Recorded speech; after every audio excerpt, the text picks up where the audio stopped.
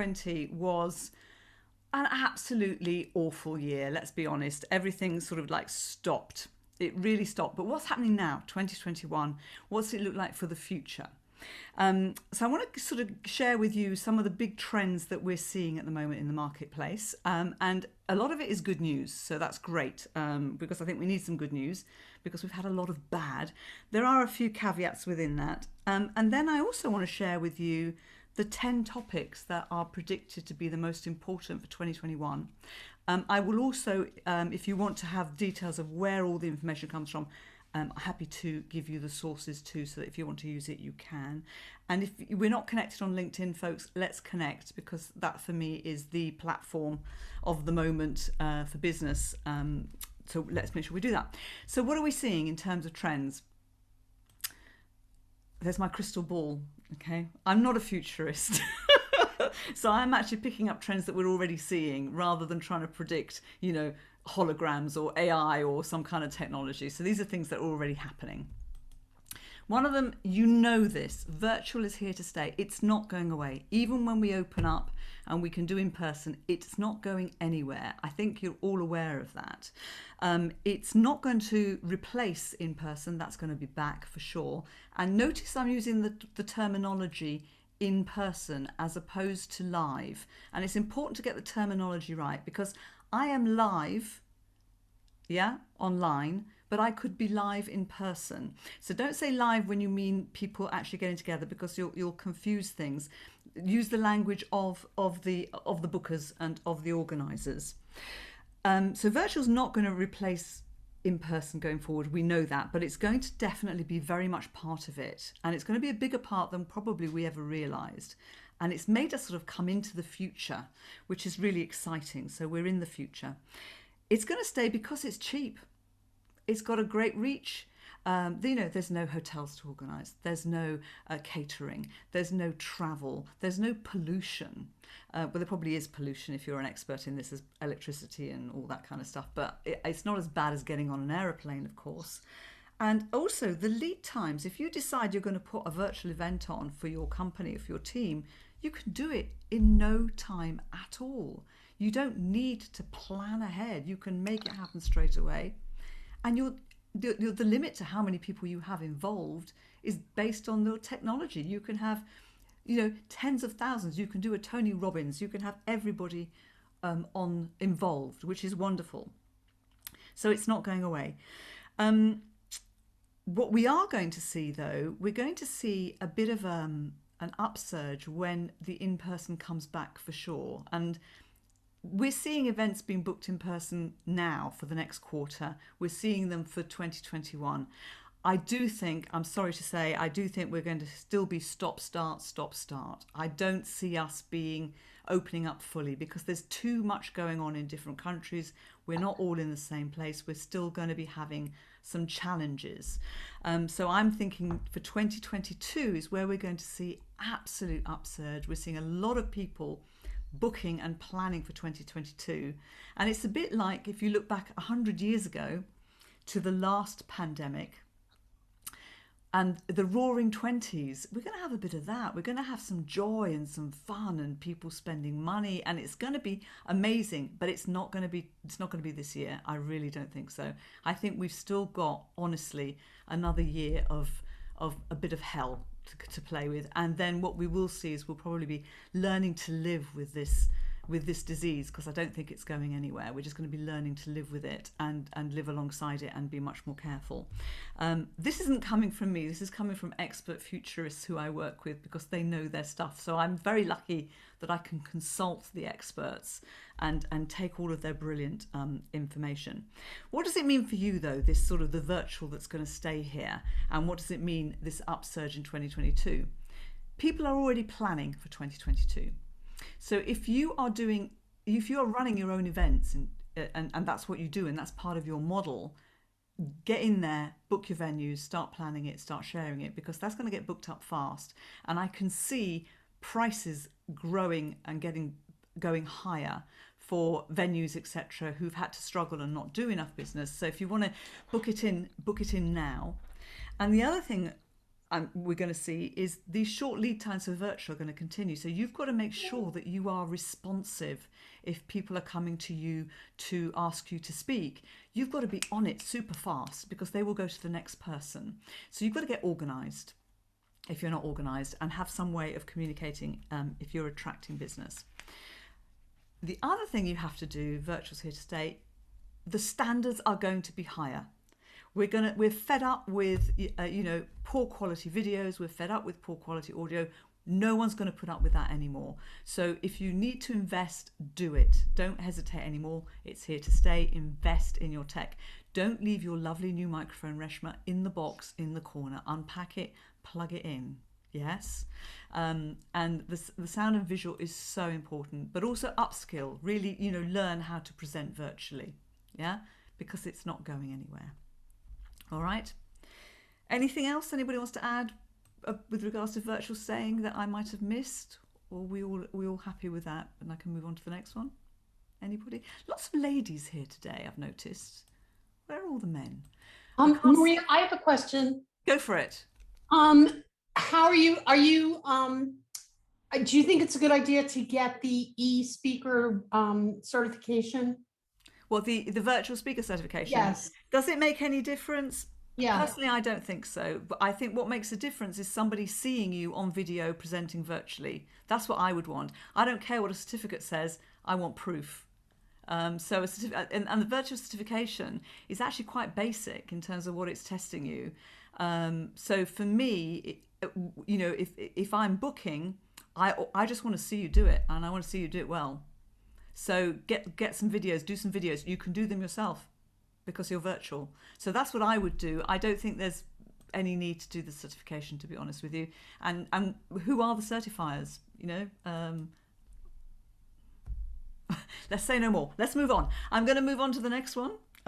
So the next thing that's coming, much more blended learning. And blended learning is a mixture of that in-person, whether they're, and that could be in person plus online plus virtual, or it could be live plus online.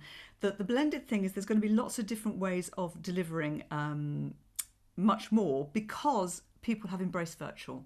So what you'll find probably is if you are asked to go and speak and you're paid to speak at an event, you may be asked to come back and do more. You may be asked to provide some additional online tools to embed the learning, to embed what you're teaching.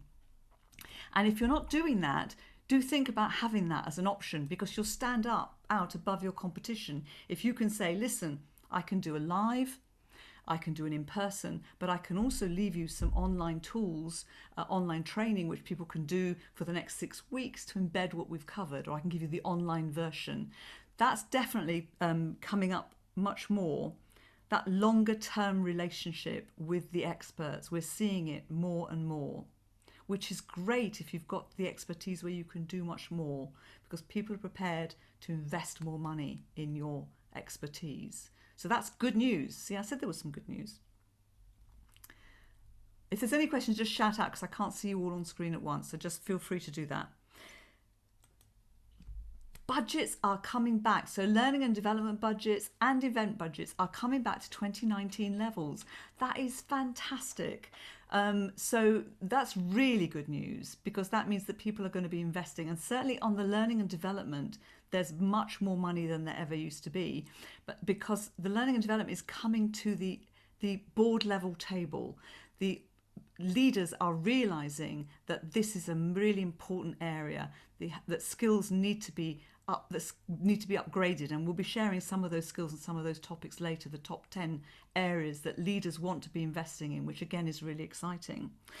And let me tell you how that has been seen in the bureaus. So I have access to London Speaker Bureau and all their information. They have 25 offices across 18 countries. They're one of the biggest global bureaus. And in January, they had a really good month. In February, they had a really good month. March was bigger than March 2019. And 2019, for most bureaus, was a record year. It was a record year. So this is really exciting stuff, that the trends are there, that people are investing again in their people. Anybody happy? Anybody want to give me a smile? Anybody show me that they're happy? Oh, super, thank you. I'm seeing some smiles, some very serious faces. Thank you. It's good news. Yeah. Ba-da-ba-da-ba-dum. And part of that reason is a lot of budgets have gone unspent. So they're being then brought forward rather than actually being deleted, which is great. What else have we got going on? This is an interesting one. There's a lot more emphasis on participant satisfaction. You're going to see when you're speaking, paid speaking, that there's going to be many more surveys after, and not all organisers used to survey their participants, but they actually want to know, have you got out of this what you wanted? There's a lot more analysis. So what does that mean for you?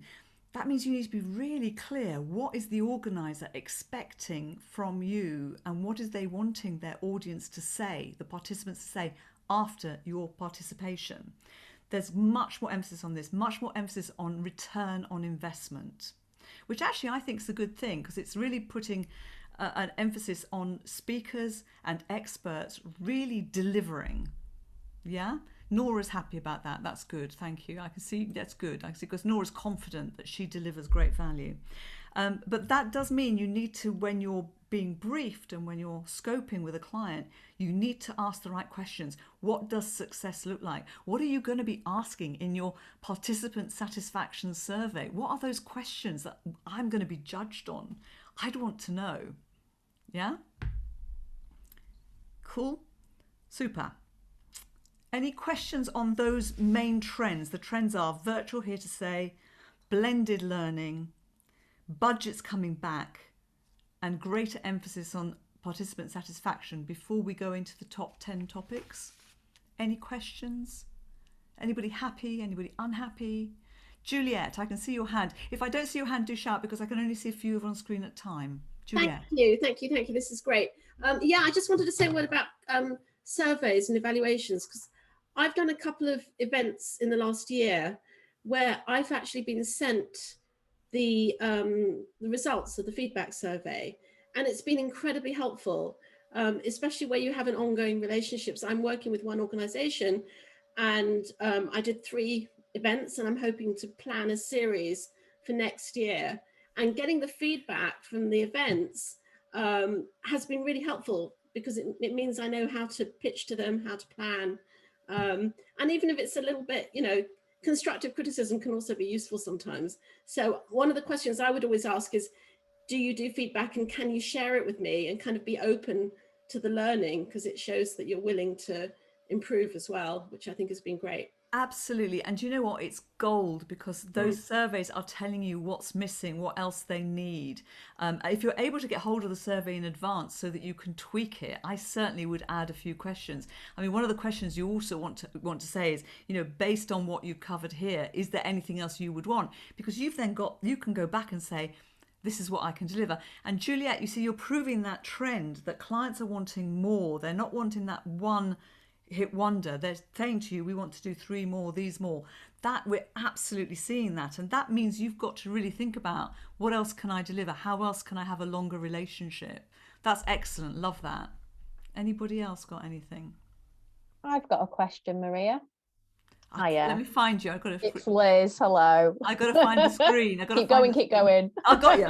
There we go. So what's your opinion of so we were talking about off the back of an event, then we could offer them further learning and things like that. Now, I'm traditionally a trainer by trade, moved into the speaking business.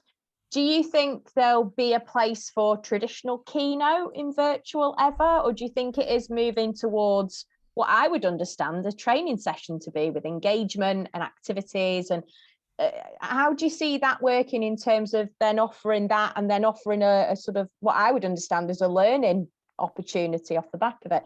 How have you seen that working with the people you're working with? Do you know what? This brilliant question. And I'm so opinionated on this, so thank you for that. We didn't set it up, did we? So if you are positioning yourself as a keynote, you're in trouble. You're in trouble, because there are fewer opportunities for keynotes currently. It will come back, but a keynote is a very specific piece in a conference. It's usually the opening speech or it's the closing speech, and it's about the theme. Clients want interaction, they want engagement, they want a conversation from stage, and they also want shorter sessions. They want 60 to 90 minutes, but they do want to learn. Very specific, very tailored. So the trainers of this world, who have always been sort of looked down upon by the keynotes who make loads of money, are actually the ones who are going to make all the money. Yay! Yeah, yeah. So that's absolutely, unless of course you're Simon Sinek, because he can make a year's worth of salary in one speech. But otherwise, you know, it's really interesting, and the keynotes are going to need to, if they want to expand, they're going to need to learn from the trainers, learn what you are able to do, because it's about actually learning. It's about upskilling. It's all about upskilling and learning. Very good question. Thanks, Maria. It fills me with just confidence that, you know, there is a place still there for, you know, listen, the drinks will be on you. The drinks will be on you, because yeah, absolutely. Let me move on to the 10 topics, then we'll see how much time we have left afterwards if there are any other questions. So these 10 topics, it was a survey that was done. It was actually carried out by LinkedIn. LinkedIn does some amazing surveys, and you get a lot of information from them. I should be on commission from LinkedIn. It was a global survey, 3,080 leaders and 1,260 heads of L&D. Sorry, Sandra, was that a question? No? Okay, yeah, so 1,260 heads of L&D and 380 leaders answered these questions. So these are the top 10 areas. Now, if your topic is not in there, do not panic, because you don't necessarily need a huge volume of speeches and events in order to make money. But these are the ones that are the top 10. And of course, there's a lot more than that, but do not panic. But if your topic is in there, please note the language that the leaders and the L&D teams are using, because it may be different from the vocabulary you are using, and you want to match your client's language. Yeah. So top 10. Oops, top 10. There you go. Resilience and adaptability. Quelle surprise, right? It's interesting that they're putting them together as a topic. You know, that you have to be resilient, but you have to be adaptable. But that's not a surprise, right? Tech and digital is right up there, and it's really sort of digital skills, actually being able to use the digital and embracing it, and with regards to leaders, to realizing it's their responsibility to actually go further with the tech and the digital and implement it. And if they don't, that the organizations will not survive. That this is really, really important. Communication across remote teams. So it's not just communication, it's across remote teams. It's very specific. So that's got to require different training, different needs. I'm very happy to share these slides, by the way, with you, Reshma, if you want them, if anybody wants them, if they're any use. Emotional intelligence. This has come back. Rather interesting, and I wonder if it's because we are remote more and we are sort of online that we have to be more emotionally intelligent.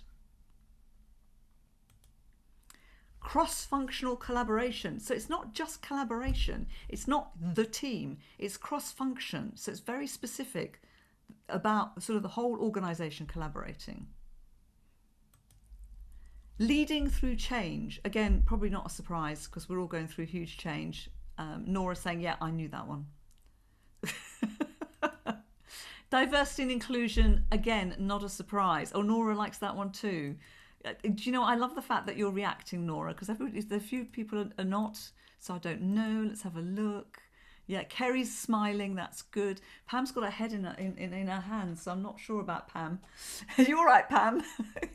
Give me a thumbs up. I'm fine, I'm writing. Awesome, excellent. Okay, then we've got dealing with stress and being more mindful. So that, I'm sure that's a topic for some of you that will resonate. Time management. My goodness, I thought that went out like forever ago, but it's back. Time management is back. Don't we all know how to manage our time by now? Apparently not. That was a surprise to me. This one's probably not a surprise. Creativity. So those are the big 10. Is anybody happy with that? Is anybody saying, great, that's me? Nora's just happy today. Have you been on the bottle? No? I've just got a quick question, Maria. Yes, Sarah. Just the first one regarding resilience, I thought that was interesting because I know the last time I listened to you speak, you were saying that the whole topic of resilience, it was kind of done to death and people were really sick to death of hearing that word. And almost if you were speaking to kind of mask your talk as a different branded word, you know, as opposed to resiliency. Is that kind of accepted now? People are happy with the word resiliency again? You're allowed to do a talk. Yeah, do you know what? They're using it again. Maybe it was my bias, but every other speaker came to me saying they were talking about resilience. So, you know what? It might well have been my bias. But people do want resilience. I would, if I were you, be a bit more specific about it and not just have a topic saying resilience and say, how do you talk about it differently? But what was interesting, it wasn't just resilience, it was about adaptability. So I think, but there are so many speakers on resilience. If you are going to go down that route, be careful because it's the top. I suppose that's what it is. The whole world and his dog is talking about it. So to stand out is hard. I appreciate that. I mean, I'm not personally doing a talk on resiliency at the minute, but I just thought it was really interesting that after I know. Yeah. Yeah. So it is in demand. I'm sick of it, but it's in demand. So we've actually got some time for questions, in fact, so I can stop sharing because I think my last slide was just plain blue. There you are. Oh, look. I'll stop sharing, and if there's any questions, I'm trying to stop sharing. Oh, there it is. There's my button. Oh my goodness. A lesson in how not to do virtual because I can't find the button. Any questions? And actually, no, I'm sorry. There's something I missed, which we were talking about pre-call. I think something that we need to really think about, and it's something that, again, it's my bias, but I do have a feeling that it's important to have more humour and more fun. I think we need more humour. So if you can put some humour in your presentation, please do. Yeah, Kathleen's, I don't know if she's agreeing or she's eating something because her heart was going, but she might just be eating something. So please try to have more fun and more humour. It's been flipping hard.